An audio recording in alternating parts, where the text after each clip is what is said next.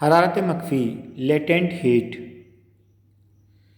ایک بیکر میں برف کے چند ٹکڑے لے اور اس کا ابتدائی درجہ حرارت اگر ہم نوٹ کریں، جیسے کہ ویڈیو میں آپ دیکھ سکتے ہیں تو 10 ڈگری سیلسیس ہیں۔ اسے آہستہ آہستہ حرارت دینے پر درجہ حرارت بڑھنا شروع ہوتا ہے، لیکن جیسے ہی درجہ حرارت 0 درجہ سیلسیس پر پہنچتا ہے درجہ حرارت مستقل ہو جاتا ہے، یعنی جس مستقل درجہ حرارت پر برف پانی میں تبدیل ہوتا ہے اس درجہ حرارت کو برف کا نقطۂ پگھلاؤ کہتے ہیں۔ شے کے ٹھوس حالت سے مائع میں تبدیل ہوتے وقت شے یعنی برف حرارت جذب کرتا ہے، لیکن اس کے درجہ حرارت میں اضافہ نہیں ہوتا۔ اس جذب شدہ حرارت کا استعمال جواہر اور سالمات کی بندش کو کمزور کر کے ٹھوس کی مائع میں تبدیلی کے لیے ہوتا ہے۔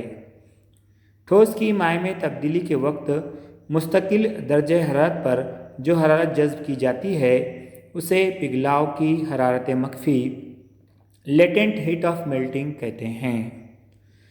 اگر حرارت دینا جاری رکھے تو درجہ حرارت بڑھنے لگے گا۔ برف کا پوری طرح سے پانی میں تبدیل ہونے کے بعد درجہ حرارت بڑھنے لگتا ہے، جیسے کہ آپ ویڈیو میں دیکھ سکتے ہیں، جو 100 ڈگری سیلسیس پر واپس مستقل ہو جاتا ہے۔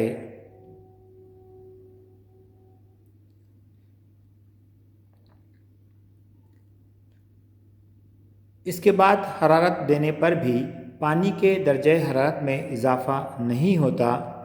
اس درجہ حرارت پر جذب کردہ پوری حرارت جوہری بندش کو توڑنے اور مائع کو گیسی حالت میں تبدیل کرنے کے لیے استعمال ہوتی ہے۔ مائع کے گیس میں تبدیل ہوتے وقت حرارت جذب کی جاتی ہے، لیکن درجہ حرارت میں اضافہ نہیں ہوتا۔